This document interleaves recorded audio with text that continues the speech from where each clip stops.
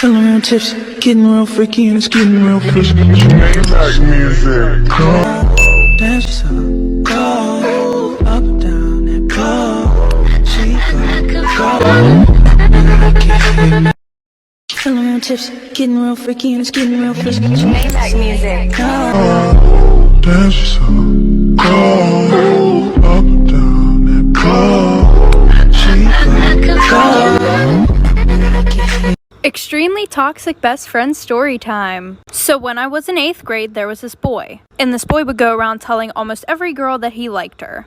And I was one of those girls. And he would do stuff with all of us. And there were like 11 of us. So we all hated each other. Especially this one girl, and we're gonna call her Abby. And every time we saw each other, we would be super mean to each other. Well, a year passed, we stopped talking to this kid. And I bumped into her at homecoming and basically apologized. So after that, we became best friends.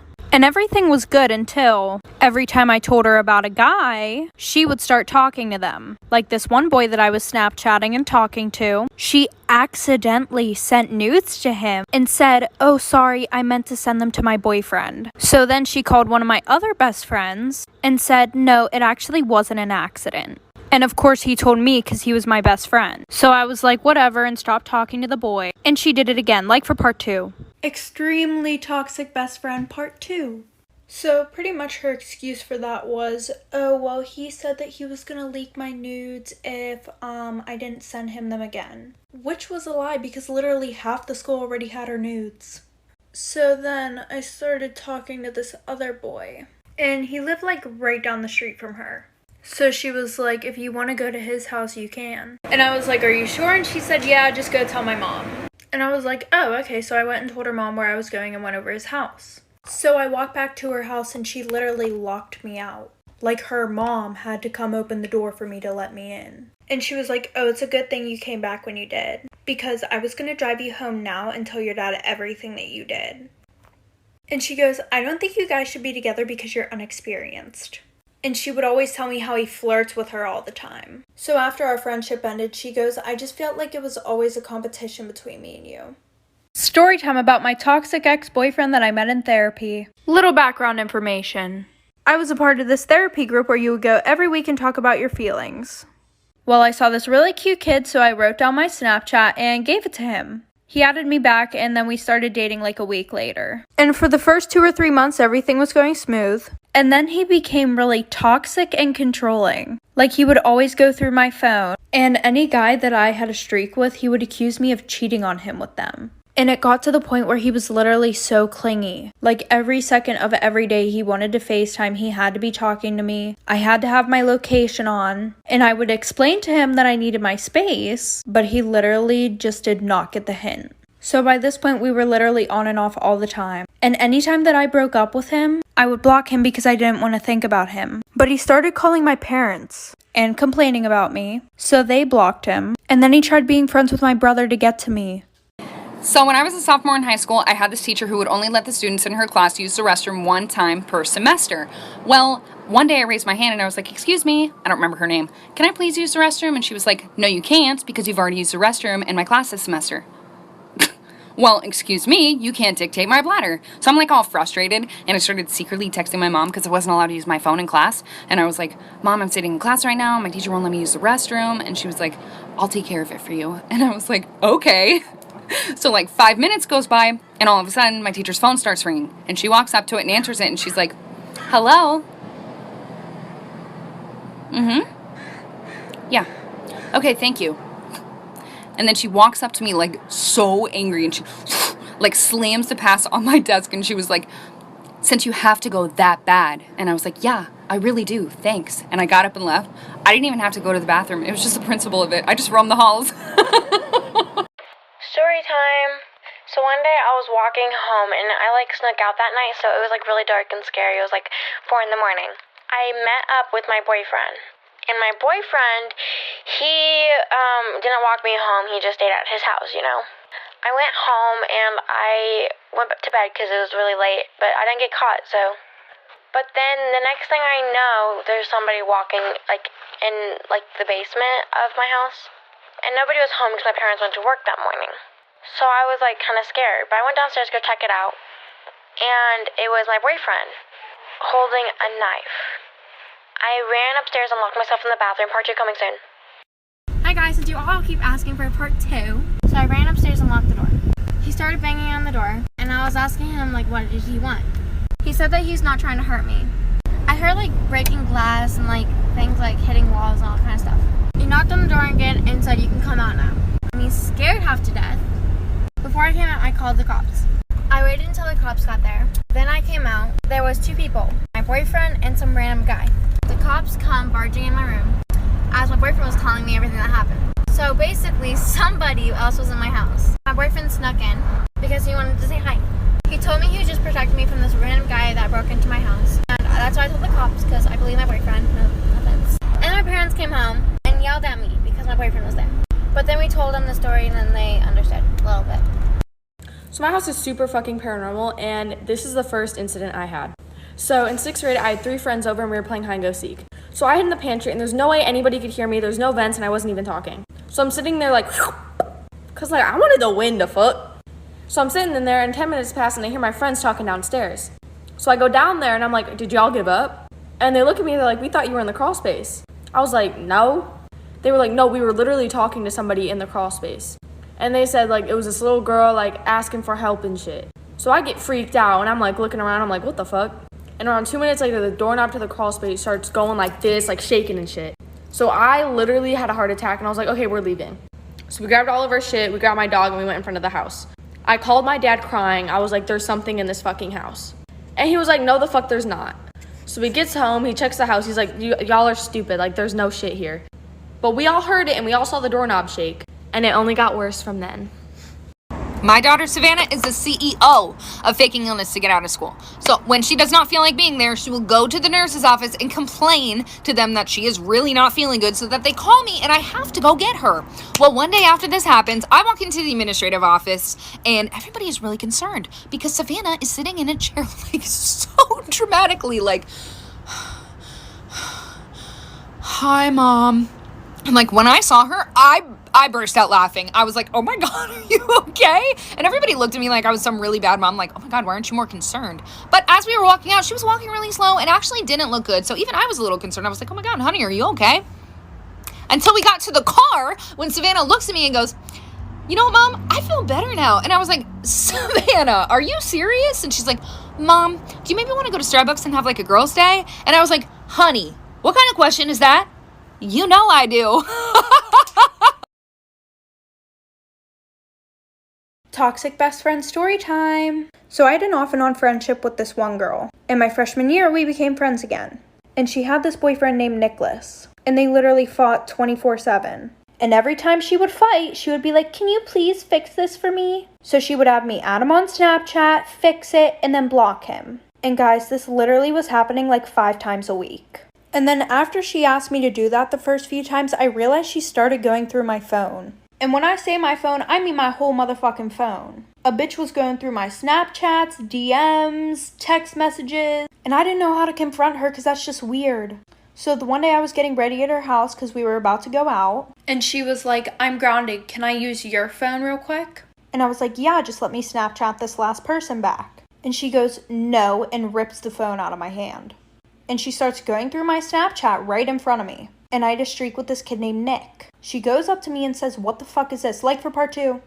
This is why you should never leave the table when you're on a blind date. One of my best friends and I worked at the same restaurant. When I came in later that day for my shift, she told me a crazy story. She said that her first table were this guy and this girl, and she could tell they were on a first date. The girl was nervous, so she ordered a glass of wine. As far as she knew, the date seemed to be going well, and the girl got up to go to the bathroom. Right when my friend was about to come over and bring the silverware, she saw him put something in her wine. My friend, obviously terrified and freaking out, let our manager know, who then let the police know, and ran into the bathroom to tell her what was going on. The girl ended up staying in the bathroom until the police came, arrested him, and escorted him out of the building. It was noon on a Tuesday.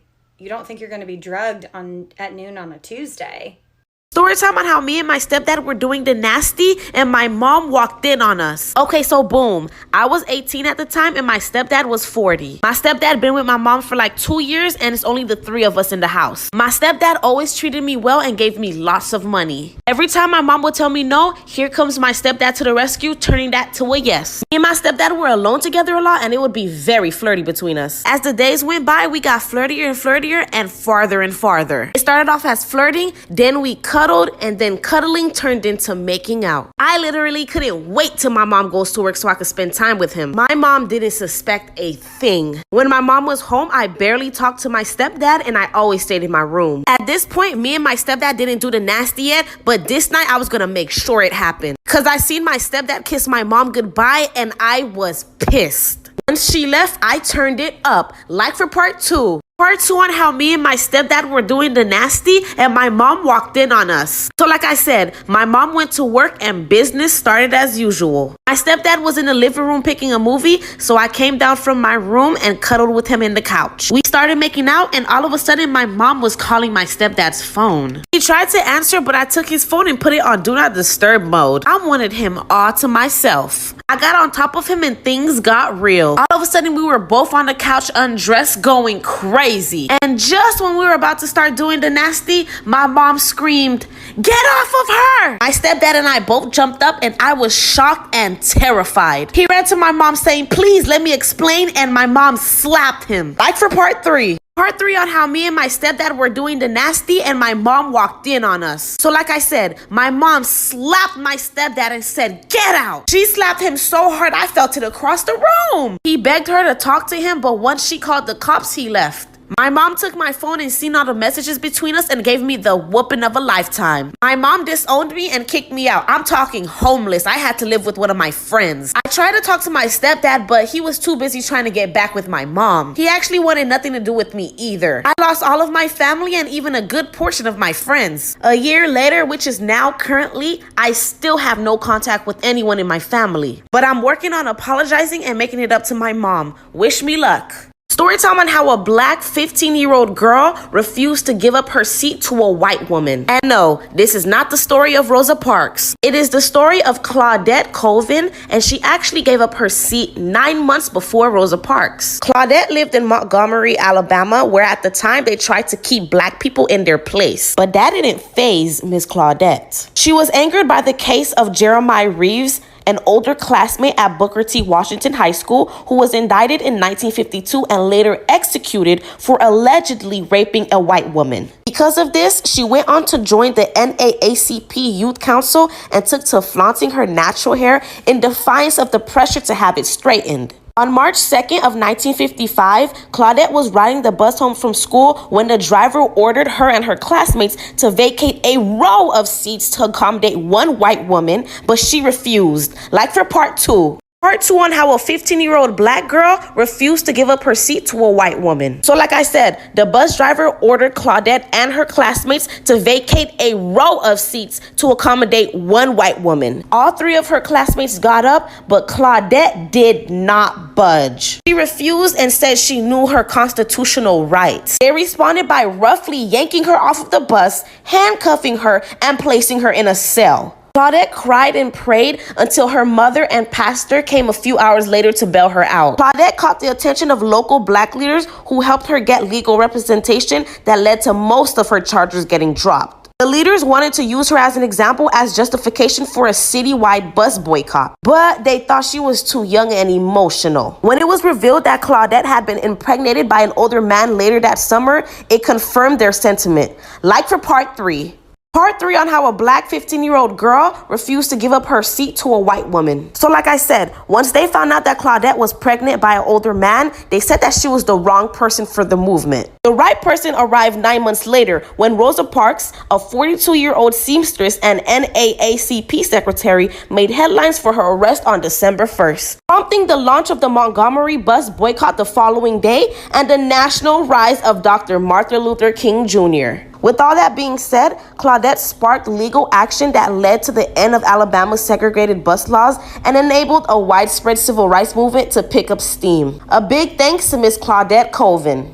Story time on how I caught my dad cheating on my mom with her twin sister, and I didn't even realize it. Okay, so boom, my mom and my dad had been together for 14 years up until this point. And my mom was actually pregnant with my soon-to-be little sister. My mom and my dad almost never argued. They had a pretty solid relationship, or so I thought. And my mom was very close to her twin sister for obvious reasons. I mean, they're twins. Well, one day when my parents was at work, I decided to skip school with my friends and go to the movie theaters instead. But I needed some money. So I was planning on going home to get money out of my mom's purse since she never noticed when I took anything. I assumed the house was empty because I was usually the first one home, then my mom, then my dad. Remember that because that's important for later on in the story. Y'all, I ran into the house and I went straight for my parents' room. I mean, I was loud. I didn't hear any moaning, y'all. Guess he was doing a bad job. But anyways, I opened that door and there it was. Like for part 2. Story time on how I caught my dad cheating on my mom with her twin sister, and I didn't even realize it. Okay, so boom, my mom and my dad had been together for 14 years up until this point. And my mom was actually pregnant with my soon-to-be little sister. My mom and my dad almost never argued. They had a pretty solid relationship, or so I thought. And my mom was very close to her twin sister for obvious reasons. I mean, they're twins. Well, one day when my parents was at work, I decided to skip school with my friends and go to the movie theaters instead. But I needed some money. So I was planning on going home to get money out of my mom's purse since she never noticed when I took anything. I assumed the house was empty because I was usually the first one home, then my mom, then my dad. Remember that because that's important for later on in the story. Y'all, I ran into the house and I went straight for my parents' room. I mean, I was loud. I didn't hear any moaning, y'all. Guess he was doing a bad job. But anyways, I opened that door and there it was. Like for part 2.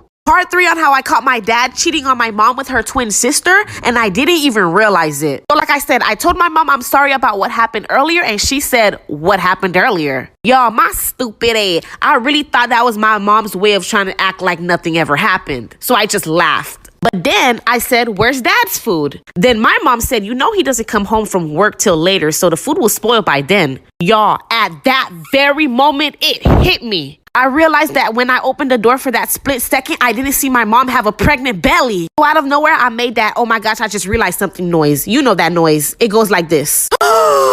So my mom's still confused, asking, what's wrong? I said, Mom, were you here earlier? She said, of course not, honey. I was at work the whole day. I screamed, oh my gosh, Mom, Dad is cheating on you with Lily. My mom immediately stopped eating. Like for part 4. Part 4 on how I caught my dad cheating on my mom with her twin sister, and I didn't even realize it. So like I said, I screamed, oh my gosh, Mom, Dad is cheating on you with Lily. Then my mom immediately stopped eating. My mom looked at me so serious and said, what are you talking about? And I explained everything to her. The anger my mom had is just something I can't explain. Let me remind you that my mom is pregnant and she's finding out that her husband is cheating on her with her twin sister while pregnant, and she's finding out by her daughter. My dad was a dead man. Once he came home, his life fell apart. He cried and begged my mom not to leave him, but nope, she divorced him and took him for everything he got, might I add. My mom couldn't even look at her sister, so their relationship was never the same. And it doesn't help that my mom slept with her boyfriend a year later. My mom is pet at tea. I still get to see my dad, but I always have that scene in the back of my head. But hey, I never got in trouble for ditching school, so it all worked out.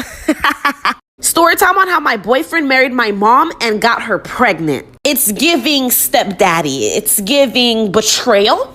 Anyways, so boom, I was 17 at the time, my boyfriend was 20, and my mom was 35. So me and my boyfriend were together for 2 years, but it was very rocky because he couldn't keep his third leg in his pants. I would go to my mom for advice, but she was always on his side. You know that one family member or friend you go to for advice, and instead of hearing you out, they say, what did you do? Yeah, that was my mom. I would be like, hey mom, George cheated on me. Let's call him George. And she would say, well, honey, what did you do to cause George to cheat on you? Like, what?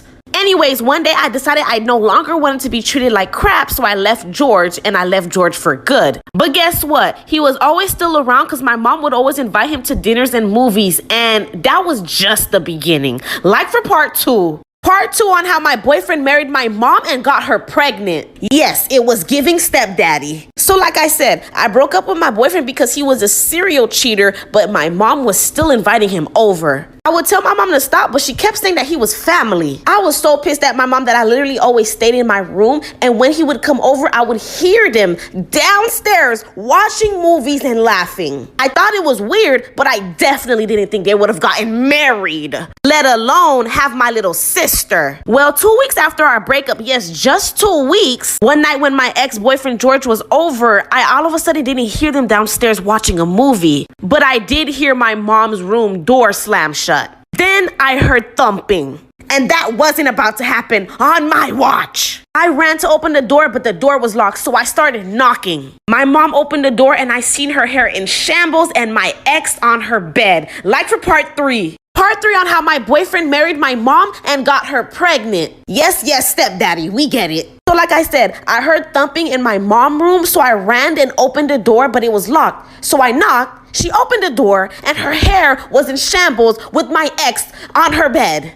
And might I add, he was naked.